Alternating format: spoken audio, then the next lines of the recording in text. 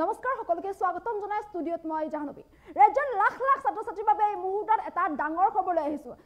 নামভৰ্তি কৰিবলৈ হলে কলেজত এতিয়াৰ পৰা সম্পূৰ্ণৰূপে বিনামূলীয়া হ'ব আৰু এই বিনামূলীয়া নামভৰ্তিৰ বাবে এতিয়াৰ পৰা ছাত্ৰ ছাত্ৰীয়ে ইনকাম সাৰ্টিফিকেট দেখুৱাৰ কোনো প্ৰয়োজন নাই গাঁওবুঢ়াৰ প্ৰমাণপত্ৰও দিব নালাগে ইনকাম সাৰ্টিফিকেটও দিব নালাগে আপোনাৰ যদি ৰেচন কাৰ্ড আছে তেন্তে ৰেচন কাৰ্ডখন দেখুৱালে কলেজত আপোনাৰ নাম হ'ব বিনামূলীয়া নামভৰ্তি বিনামূলীয়া হ'ব ছাত্ৰ ছাত্ৰীসকলৰ মুখ্যমন্ত্ৰী ডক্টৰ হিমন্ত বিশ্ব শৰ্মা এই সন্দৰ্ভত কৰিছে বৃহৎ ঘোষণা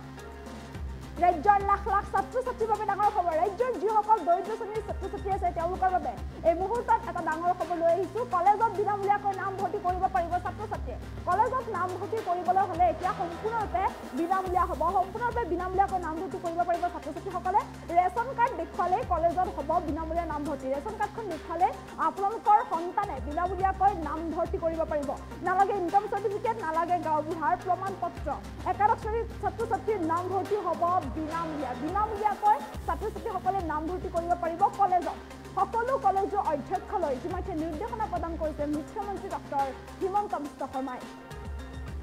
ৰাজ্যৰ লাখ লাখ ছাত্ৰ ছাত্ৰীৰ বাবে এই মুহূৰ্তত এটা ডাঙৰ খবৰ জনাই আছো এতিয়াৰে পৰা যিসকল ছাত্ৰ ছাত্ৰী আছে তেওঁলোকে যেতিয়া কলেজত নামভৰ্তি কৰিবলৈ যাব কলেজত নামভৰ্তি কৰিবলৈ যাওঁতে বিনামূলীয়াকৈ নামভৰ্তি কৰিব পাৰিব আৰু ইয়াৰ বাবে ইনকাম সাৰ্টিফিকেট প্ৰয়োজন নাই প্ৰথমতে এনেকুৱা হৈছিল যে কলেজত বিনামূলীয়াকৈ নামভৰ্তি কৰিবলৈ হ'লে বা মেট্ৰিক পাছ কৰা যিসকল ছাত্ৰ ছাত্ৰী মেট্ৰিক পাছ কৰি দৰিদ্ৰ সীমাৰেখাৰ যিসকল ছাত্ৰ ছাত্ৰী আছে দৰিদ্ৰ ছাত্ৰ ছাত্ৰীসকলে মেট্ৰিক পাছ কৰি যেতিয়া কলেজত নামভৰ্তি কৰে একাদশ শ্ৰেণীত নামভৰ্তি কৰে তেতিয়া তেওঁলোকে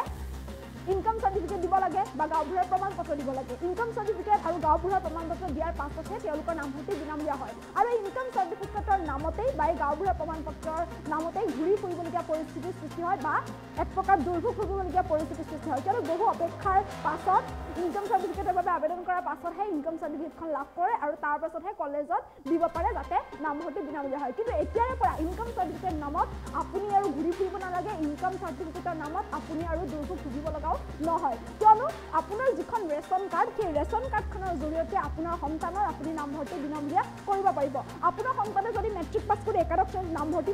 কৰিব বিচাৰিছে আপোনাৰ সন্তানে যদি কলেজত নামভৰ্তি কৰিব বিচাৰিছে আৰু আপোনাৰ যদি নামভৰ্তি কৰিবলৈ বিনামূলীয়া নামভৰ্তি কৰাব বিচাৰিছে তেন্তে আপুনি ইনকাম সাৰ্টিফিকেট আৰু গাঁওবুঢ়াৰ প্ৰমাণপত্ৰ দিব নালাগে ইনকাম সাৰ্টিফিকেট আৰু গাঁওবুঢ়াৰ প্ৰমাণপত্ৰ সলনি আপোনাৰ যিখন ৰেচন কাৰ্ড সেই ৰেচন কাৰ্ডখনৰ জৰিয়তে আপোনাৰ সন্তানে বা আপুনি বিনামূলীয়াকৈ নামভৰ্তি কৰিব পাৰিব কলেজত গতিকে যিখন ৰেচন কাৰ্ড আছে সেই ৰেচন কাৰ্ডখন দেখুৱালে ছাত্ৰ ছাত্ৰীসকলৰ নামভৰ্তি বিনামূলীয়া হৈ পৰিব যিসকলে মেট্ৰিক পাছ কৰি একাদশ শ্ৰেণীত নামভৰ্তি কৰিব যিসকলে কলেজত নামভৰ্তি কৰিব তেওঁলোক সেইসকল ছাত্ৰ ছাত্ৰীয়ে ৰেচন কাৰ্ডখন দেখুৱালে তেওঁলোকৰ নামভৰ্তি বিনামূলীয়া হ'ব কলেজত ইতিমধ্যে প্ৰতিখন কলেজৰ যিসকল অধ্যক্ষ আছে তেওঁলোকলৈ ইতিমধ্যে নিৰ্দেশনা জাৰি কৰিছে মুখ্যমন্ত্ৰী ডক্টৰ হিমন্ত বিশ্ব শৰ্মাই ছাত্ৰ ছাত্ৰীসকলৰ পঢ়াৰ ক্ষেত্ৰত সুবিধাৰ বাবে যাতে ছাত্ৰ ছাত্ৰীসকলে ধনৰ অভাৱত পিছ পৰি ৰ'বলগীয়া নহয় আৰ্থিক অনাটনৰ বাবে তাৰ বাবে যিহেতু চৰকাৰে যথেষ্টখিনি চিন্তা কৰা দেখিবলৈ পোৱা গৈছিল আনকি ছাত্ৰীসকলৰ বাবে চৰকাৰৰ তৰফৰ পৰা নিযুতময় আঁচনিৰ ব্যৱস্থা কৰা দেখিবলৈ পোৱা গৈছিল যাৰ অধীনত প্ৰতিগৰাকী ছাত্ৰীয়ে ধন লাভ কৰি আহিছে যিসকলে মেট্ৰিক পাছ কৰি একাদশ শ্ৰেণীত নামভৰ্তি কৰিছে যিসকলে দ্বাদশ পাছ কৰি বা হায়াৰ ছেকেণ্ডেৰী পাছ কৰি যিসকলে স্নাতকত নামভৰ্তি কৰিছে যিসকলে স্নাতক পাছ কৰি স্নাতকোত্তৰত নামভৰ্তি কৰিছে সেইসকল ছাত্ৰীৰ বাবে যিহেতু এই নিযুতময় আঁচনিৰ ব্যৱস্থা কৰা হৈছে আৰু ইয়াৰ অধীনত যিহেতু ছাত্ৰীসকলে ধন পাই আহিছে তাৰ সমান্তৰালকৈ এতিয়া ৰেচন কাৰ্ডখনৰ জৰিয়তে বিনামূলীয়াকৈ নামভৰ্তিও কৰিব পাৰিব ছাত্ৰীসকলে গতিকে যিসকল ছাত্ৰ ছাত্ৰী আছে প্ৰতিগৰাকী ছাত্ৰ ছাত্ৰীয়ে যেতিয়া কলেজত নামভৰ্তি কৰিব নামভৰ্তি কৰিবলৈ হ'লে সম্পূৰ্ণ বিনামূলীয়াকৈ নামভৰ্তি কৰাব পাৰিব তাৰ বাবে আপুনি দেখুৱাব লাগিব আপোনাৰ ৰেচন কাৰ্ডখন গতিকে ইনকাম সাৰ্টিফিকেটৰ নামত আপুনি ঘূৰি ফুৰিবলগীয়াও নহয় দুৰ্ভোগ ভুগিবলগীয়াও নহয় বা গাঁওবুঢ়াৰ পৰা আপুনি প্ৰমাণপত্ৰ উলিয়াব নালাগে ইনকাম সাৰ্টিফিকেট আৰু গাঁওবুঢ়াৰ প্ৰমাণপত্ৰ সলনি ৰেচন কাৰ্ডখনৰ জৰিয়তে আপোনালোকে বিনামূলীয়া নামভৰ্তি কৰিব পাৰিব কিয়নো এই যিখন ৰেচন কাৰ্ডখনেই হ'ব আয়ৰ প্ৰমাণপত্ৰ আৰু ৰেচন কাৰ্ডখনৰ জৰিয়তে ছাত্ৰ ছাত্ৰীসকলে কলেজত বিনামূলীয়াকৈ কৰিব পাৰিব নামভৰ্তি আৰু এই সন্দৰ্ভত মুখ্যমন্ত্ৰী ডক্টৰ হিমন্ত বিশ্ব শৰ্মাই বৃহৎ ঘোষণা কৰিছে ছাত্ৰ ছাত্ৰীসকলৰ বাবে মুখ্যমন্ত্ৰীগৰাকীৰ মন্তব্য আছে মন্তব্য শুনাবলৈ চেষ্টা কৰিছোঁ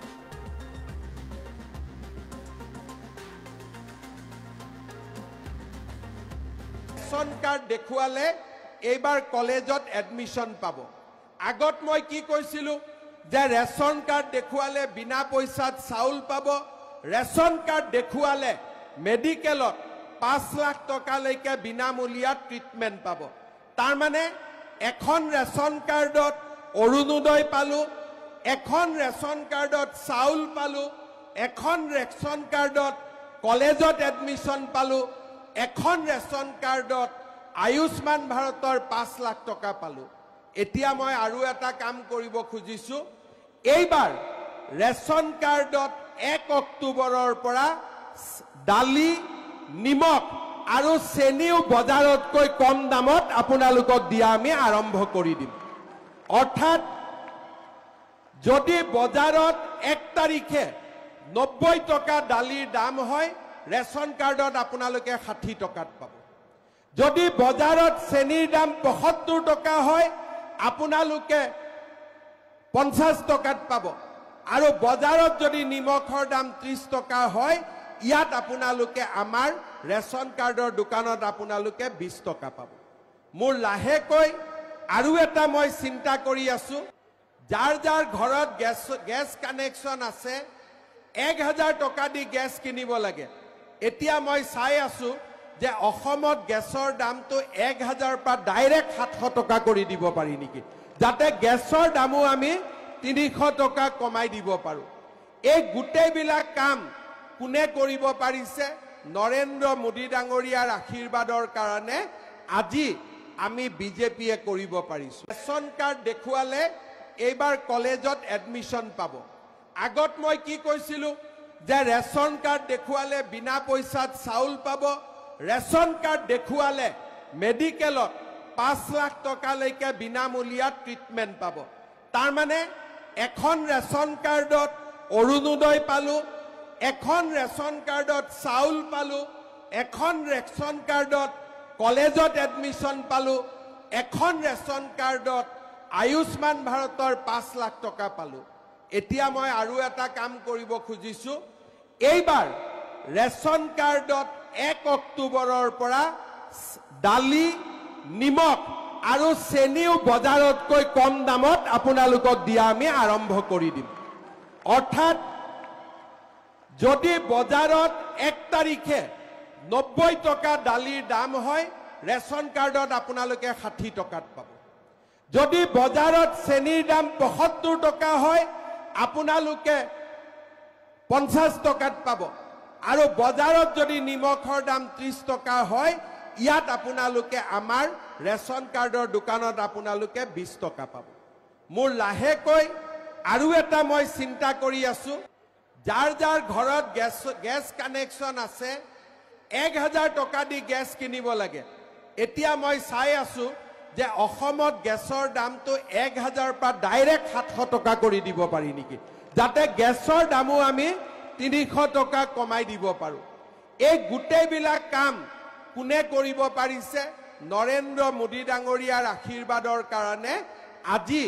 আমি বিজেপিয়ে কৰিব পাৰিছোঁ। ৰেচন কাৰ্ড দেখুৱালে এইবাৰ কলেজত এডমিশ্যন পাব। আগত মই কি কৈছিলোঁ যে ৰেচন কাৰ্ড দেখুৱালে বিনা পইচাত চাউল পাব, ৰেচন কাৰ্ড দেখুৱালে মেডিকেলত 5 লাখ টকালৈকে বিনামূলীয়াত ট্ৰিটমেণ্ট পাব। তাৰমানে এখন ৰেচন কাৰ্ডত অৰুণোদয় পালোঁ, এখন ৰেচন কাৰ্ডত চাউল পালোঁ, এখন ৰেচন কাৰ্ডত কলেজত এডমিশ্যন পালোঁ, এখন ৰেচন কাৰ্ডত আয়ুষ্মান ভাৰতৰ 5 লাখ টকা পালোঁ। এতিয়া মই আৰু এটা কাম কৰিব খুজিছোঁ, এইবাৰ ৰেচন কাৰ্ডত 1 অক্টোবৰৰ পৰা দালি, নিমখ আৰু চেনিও বজাৰতকৈ কম দামত আপোনালোকক দিয়া আমি আৰম্ভ কৰি দিম। অৰ্থাৎ যদি বজাৰত 1 তাৰিখে 90 টকা দালিৰ দাম হয়, ৰেচন কাৰ্ডত আপোনালোকে 60 টকাত পাব। যদি বজাৰত চেনিৰ দাম 75 টকা হয়, আপোনালোকে 50 টকাত পাব। আৰু বজাৰত যদি নিমখৰ দাম 30 টকা হয়, ইয়াত আপোনালোকে আমাৰ ৰেচন কাৰ্ডৰ দোকানত আপোনালোকে 20 টকা পাব। মোৰ লাহেকৈ আৰু এটা মই চিন্তা কৰি আছোঁ, যাৰ যাৰ ঘৰত গেছ কানেকশ্যন আছে 1000 টকা দি গেছ কিনিব লাগে। এতিয়া মই চাই আছোঁ যে অসমত গেছৰ দামটো 1000 পৰা ডাইৰেক্ট 700 টকা কৰি দিব পাৰি নেকি, যাতে গেছৰ দামো আমি 300 টকা কমাই দিব পাৰোঁ। এই গোটেইবিলাক কাম কোনে কৰিব পাৰিছে? নৰেন্দ্ৰ মোদী ডাঙৰীয়াৰ আশীৰ্বাদৰ কাৰণে আজি আমি বিজেপিয়ে কৰিব পাৰিছো। ৰেচন কাৰ্ড দেখুৱালে এইবাৰ কলেজত এডমিশ্যন পাব। আগত মই কি কৈছিলো যে ৰেচন কাৰ্ড দেখুৱালে বিনা পইচাত চাউল পাব, ৰেচন কাৰ্ড দেখুৱালে মেডিকেলত 5 লাখ টকালৈকে বিনামূলীয়া ট্ৰিটমেণ্ট পাব। তাৰ মানে এখন ৰেচন কাৰ্ডত অৰুণোদয় পালো, এখন ৰেচন কাৰ্ডত চাউল পালো, এখন ৰেচন কাৰ্ডত কলেজত এডমিশ্যন পালো, এখন ৰেচন কাৰ্ডত আয়ুষ্মান ভাৰতৰ 5 লাখ টকা পালো। এতিয়া মই আৰু এটা কাম কৰিব খুজিছো, এইবাৰ ৰেচন কাৰ্ডত 1 অক্টোবৰৰ পৰা দালি, নিমখ আৰু চেনিও বজাৰতকৈ কম দামত আপোনালোকক দিয়া আমি আৰম্ভ কৰি দিম। অৰ্থাৎ যদি বজাৰত 1 তাৰিখে